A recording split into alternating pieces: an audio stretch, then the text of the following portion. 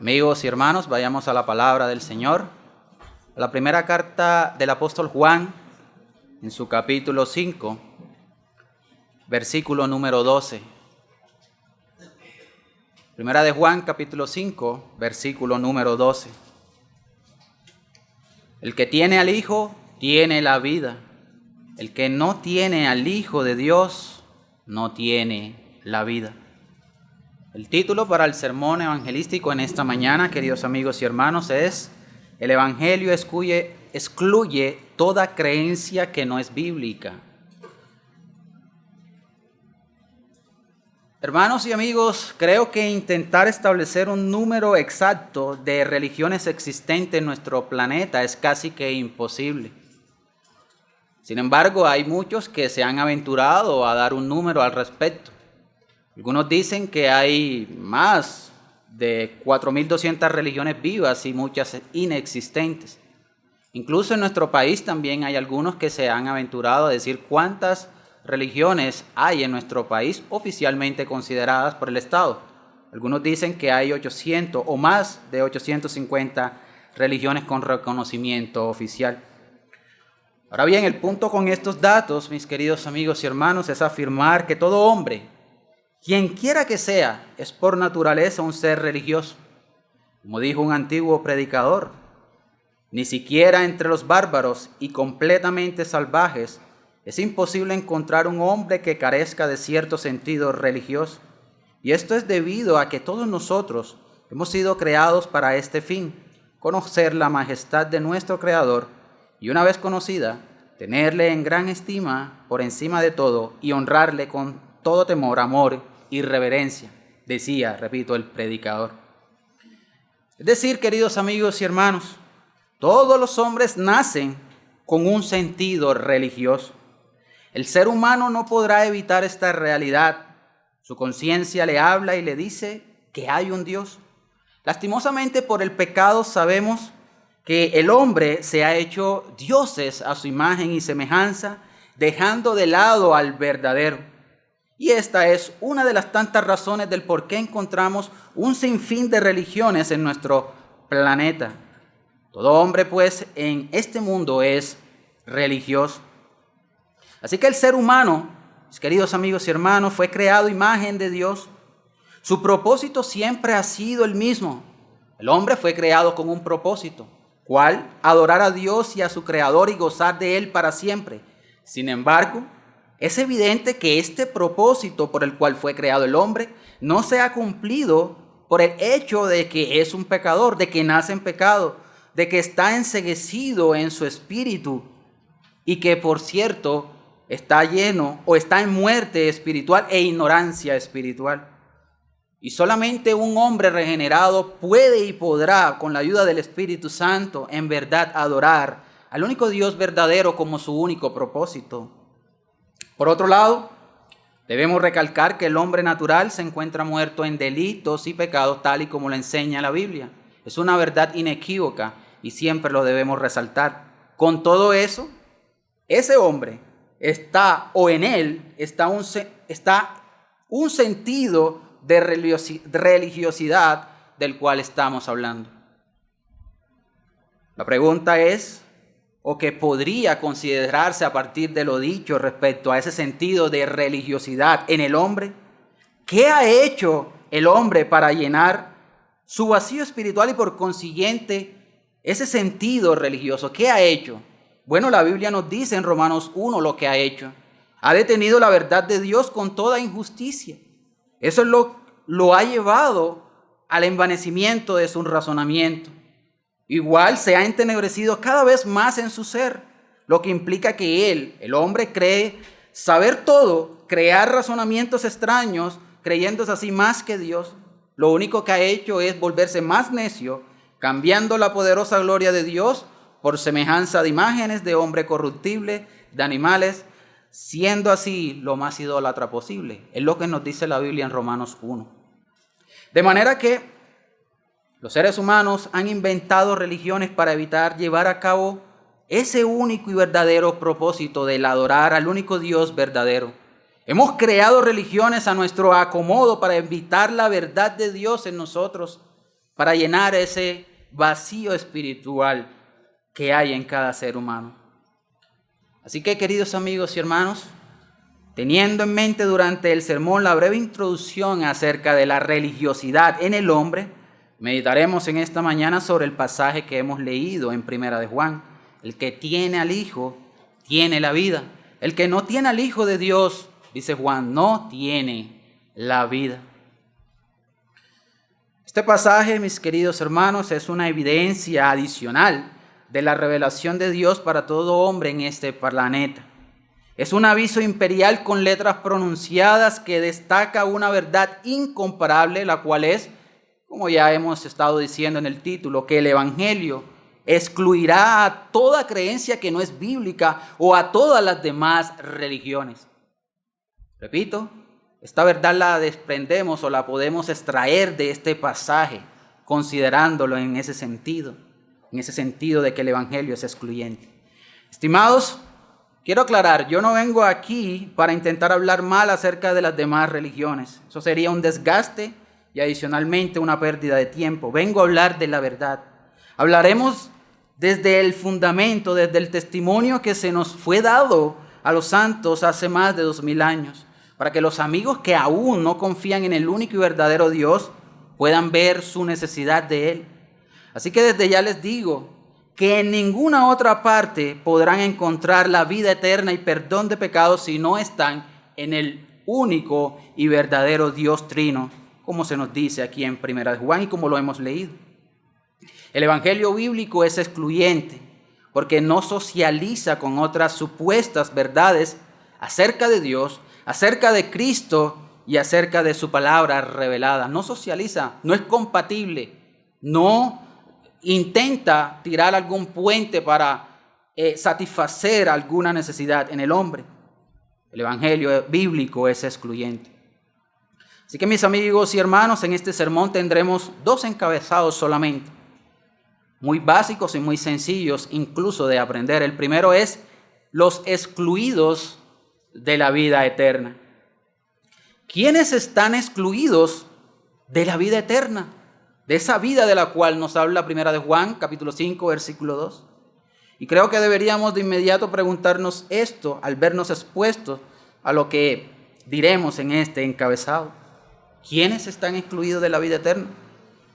Bueno, por tener ese sentido de religiosidad, como lo decíamos al principio, todo ser humano en algún momento de su vida ha pensado acerca de cuál será el estado de su alma después de su muerte. Creo que todos hemos pensado en eso.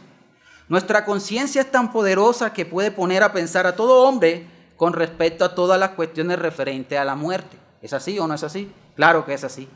Si esto no fuese así, entonces ni siquiera existiesen la filosofía, la sociología, la psicología, entre otras ciencias que intentan dar respuestas humanas a estas cuestiones de índole espiritual y trascendental para el ser humano. No existiesen si ni siquiera pensáramos en la muerte o lo que va a suceder después de la muerte. Ni siquiera tuviésemos sentido de las retribuciones o de los pagos por infringir las leyes humanas impuestas por nuestros gobiernos para mantener algún tipo de orden moral. Ahora bien, queridos amigos y hermanos, digo esto porque la conciencia hace parte de las facultades del alma. Dios ha puesto en cada uno de nosotros una conciencia como facultad. En ella está la ley moral del Señor. Sin embargo, por causa del pecado, todo hombre intenta acallar su conciencia, infringiendo la ley de forma desvergonzada. Por otro lado, queridos amigos y hermanos, el venir a este mundo con la corrupción del pecado y por ende con la ceguera e ignorancia espiritual, porque así venimos en esa condición, nosotros todos tenemos empañado el propósito de adorar al único y verdadero Dios. Y es con esa tragedia con la que comenzamos a recibir enseñanzas que no provienen de la sabiduría de Dios. Nos creamos ideas que sacan del medio de nuestro corazón al Creador y entonces así empezamos a inventarnos dioses, con de pequeña, evidentemente. Además de todo lo dicho, somos facilistas por naturaleza y queremos destacarnos en ese facilismo pecaminoso que se resalta en cada uno de nosotros. Queridos amigos y hermanos, el facilismo es la tendencia de hacer o lograr algo sin mucho esfuerzo, de manera fácil y sin sacrificio. Esta tendencia es producto del pecado que mora en nosotros por la naturaleza caída y ha hecho del hombre un ser menos capaz para buscar soluciones sabias y concretas para su alma según él. Pero el Señor nos dijo en Mateo 7, 13, 14, entrad por la puerta estrecha, entrad, porque ancha es la puerta y espacioso el camino que lleva a la perdición, y muchos son los que entran por ella, porque estrecha es la puerta y angosto el camino que lleva a la vida, y pocos son los que la hallan. Aquí Mateo habla de un camino de grande anchura. Este es el de la perdición, de la idolatría, de las falsas religiones de este mundo que ofrecen un camino fácil para ir al cielo según ellos o a la eternidad. Y es el camino que fácilmente muchos están escogiendo, quizás en medio de ustedes. El facilismo impera en el hombre que aún no ha estado arrepentido para intentar satisfacer así el vacío de su alma. Por consiguiente, creo que al haber dicho varias cosas acerca de la condición espiritual del hombre, de su conciencia y del facilismo que lo hace transitar, repito, por un camino fácil y perverso, podremos ahora establecer con mayor claridad, creo que una respuesta a la pregunta que nos hemos hecho al principio de este primer encabezado. Pero también le pregunto, ¿cree usted, con lo dicho hasta aquí, querido amigo, ser un excluido de la vida eterna? Con lo dicho hasta aquí, repito. Ahora bien, antes de llegar a mi punto, es menester hacer una aclaración respecto a la salvación. Nadie puede entrar por la puerta estrecha a menos de que Dios lo dote de fe para creer y del arrepentimiento para vida. Nadie. Si alguien está escogiendo el camino espacioso es por su propia voluntad y decisión, y él solo se está perdiendo. Y creo que Juan nos ayuda con esto a decirnos que el que no tiene al Hijo de Dios no tiene la vida, porque después de ejercer la fe dada voluntariamente, tendrá la certeza de tener esa vida en Cristo Jesús si ha ejercido esa fe que le ha sido dada luego de haber escuchado el Evangelio de Cristo. Ahora sí, ¿quiénes están excluidos de la vida eterna? Di algunas razones previos a las características que vamos a ver a continuación. Pero podríamos decir que son todos aquellos que han rechazado al Hijo de Dios, los que están excluidos de la vida eterna. Pero, ¿quién es ese Hijo de Dios bíblicamente hablando, queridos amigos y hermanos?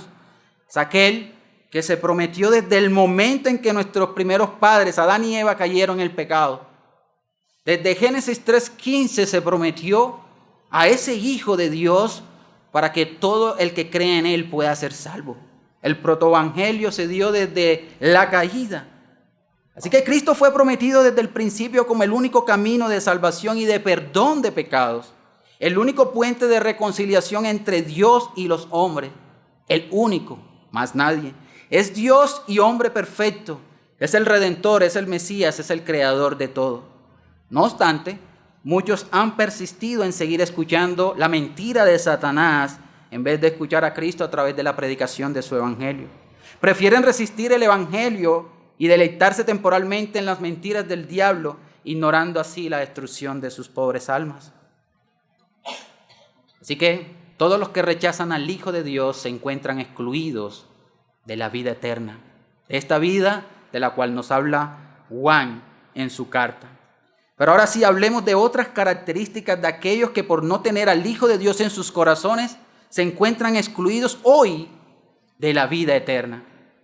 Primero, y es que Juan nos dice que hay un testimonio verdadero, y este es el testimonio. Versículo 10 también habla del testimonio de Dios, y en casi todo ese capítulo nos habla de ese testimonio verdadero. Este testimonio es que Dios ha dado vida eterna, y esta vida, como dice él, está en su Hijo, en el Hijo, en Cristo.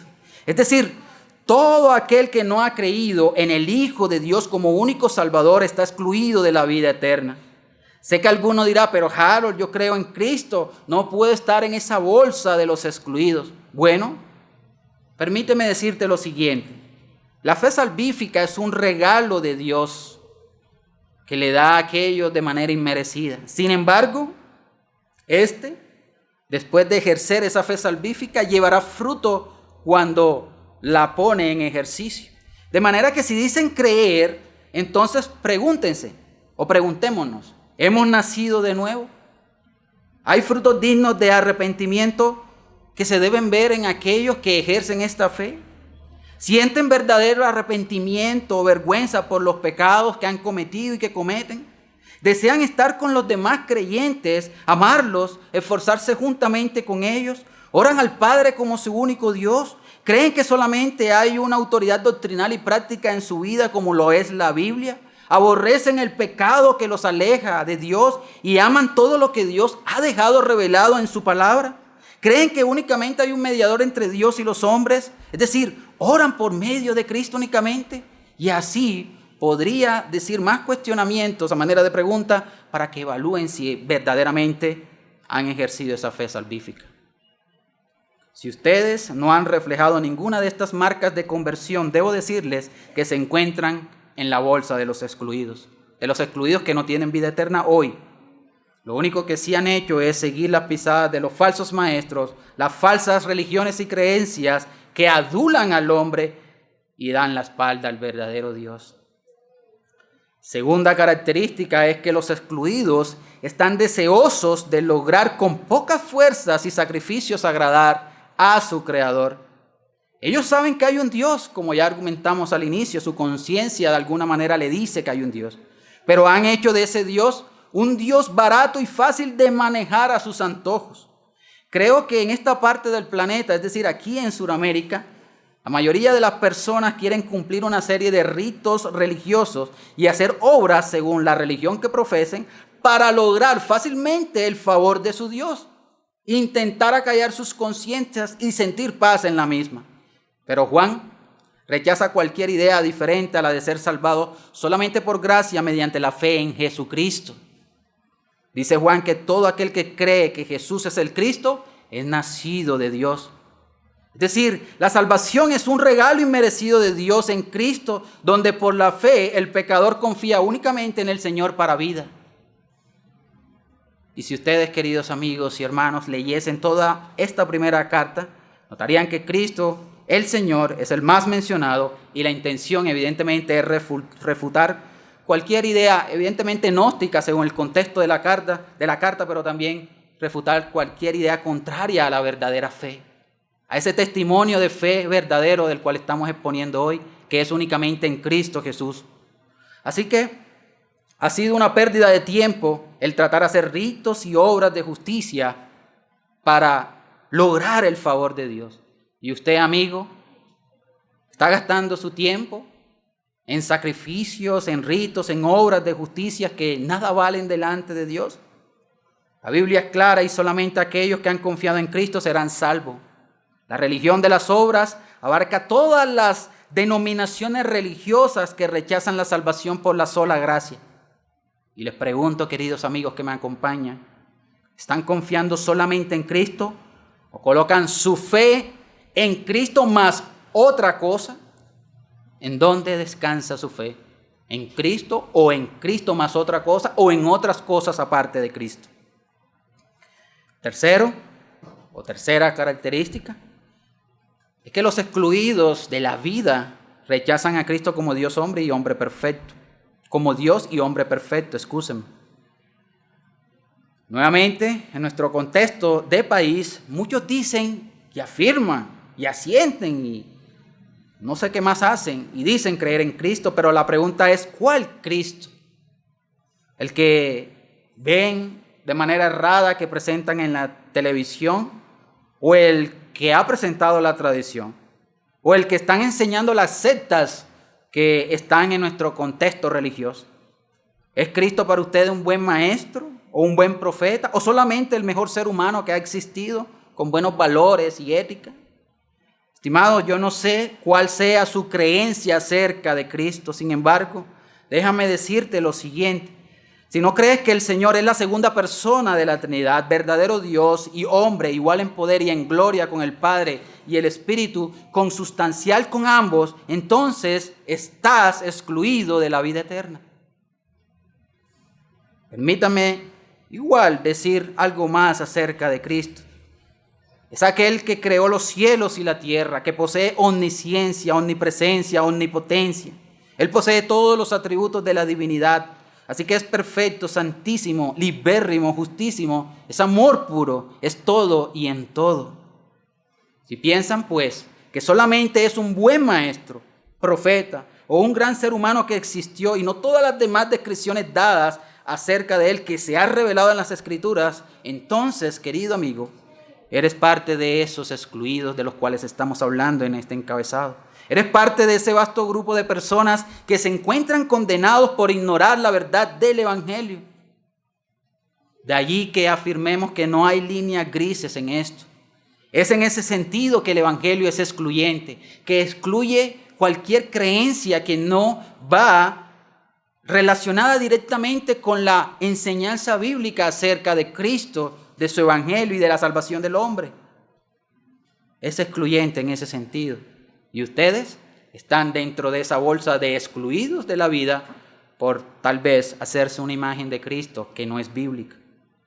En cuarto lugar, como última característica de las varias que podríamos enumerar, es que los excluidos de la vida tienen una falsa presunción de salvación, es decir, una falsa seguridad de ser salvos, de sentirse bien con el Señor, de creer que si mueren estarán en el cielo o qué sé yo, por haber logrado algún mérito o hacer alguna obra que tienen por creer en algo que está totalmente alejado de la Biblia. Así que todo hombre que se aferra a su fe va a llegar a un punto de seguridad y convicción. Y con fe me refiero a las creencias, a las doctrinas y prácticas que han abrazado.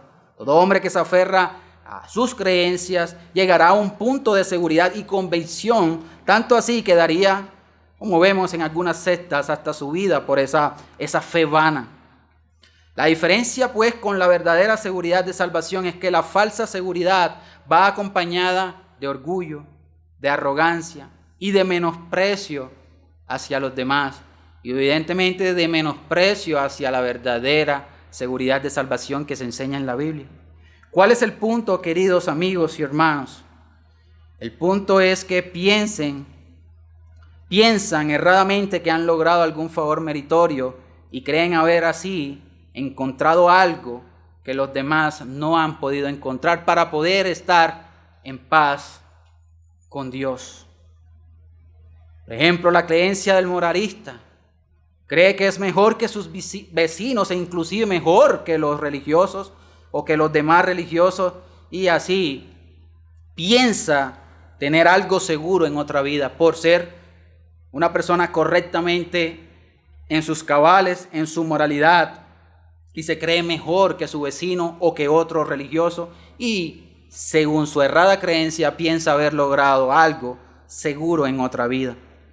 Por lo menos la creencia del religioso ritualista que piensa que ha logrado una certeza o seguridad de salvación por cumplir ritos, demostrando más orgullo religioso externo que los demás. La creencia del que dice que cree a Dios, en Dios a su manera, y que si no le hace nada malo a nadie, aún así será salvo. En fin, el punto, mis queridos amigos y hermanos, es que la falsa seguridad de salvación descansa en cualquier otra cosa menos en Cristo y en su obra redentora, caracterizando así a todos los que la tienen con orgullo y altivez, rasgos que solamente podremos encontrar en aquellos que se encuentran excluidos de la vida.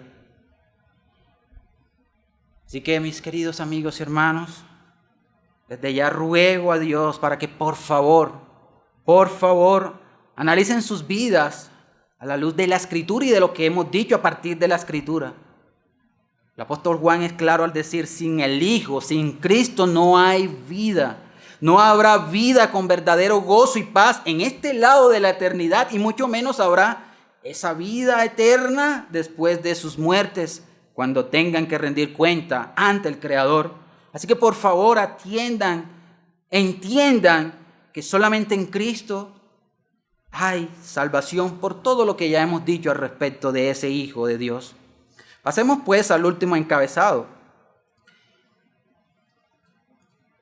que también es muy diciente y muy básico y muy sencillo de recordar, los incluidos de la vida eterna. Si ya hemos hablado de los excluidos, creo que ahora deberíamos hablar de los incluidos en la vida eterna. Y Juan, queridos amigos, comienza diciendo de manera positiva: el que tiene al Hijo tiene la vida. Y en su corto y contundente argumento nos deja en claro que hay un solo camino, una sola verdad y vida. Nos deja en claro que cualquier doctrina o enseñanza que se extravía y no persevera en la persona de Cristo no tiene a Dios. Nos deja en claro eso. La Biblia no puede transigir o aceptar el error y la herejía, no puede andarse con ambigüedades. Debe ser clara y ciertamente lo es, porque es lo que estamos leyendo respecto a la vida. El que no tiene al Hijo no tiene la vida. Todos los asuntos relacionados con el hombre, con su pecado y la salvación son completamente claros en las Escrituras. De ahí que el Espíritu Santo haya inspirado a Juan a escribir esto para dar mayor luz y evidencia de qué le espera al hombre que rechaza a Cristo. Así que los incluidos en la vida eterna son los que tienen al Hijo de Dios en sus corazones. Estos han atendido, han entendido, han asentido incluso intelectualmente, pero en últimas han confiado verdaderamente en la persona y obra de Cristo. Han ejercido la fe salvífica que les fue dada por Dios Padre como regalo inmerecido. Ellos han visto su pecado, su miseria, y vieron la necesidad de un Salvador y un Señor al cual han abrazado. Estos que están incluidos en la vida aprecian y aman la misericordia de Dios. Reconocen que ofendieron al Dios Santo durante toda su vida y saben que ahora tienen una esperanza de vida que está fundamentada en una verdad que proviene de lo alto y no de la imaginación de los hombres, en la verdad revelada en su palabra, que nos dice que Cristo es la verdad, el camino y la vida.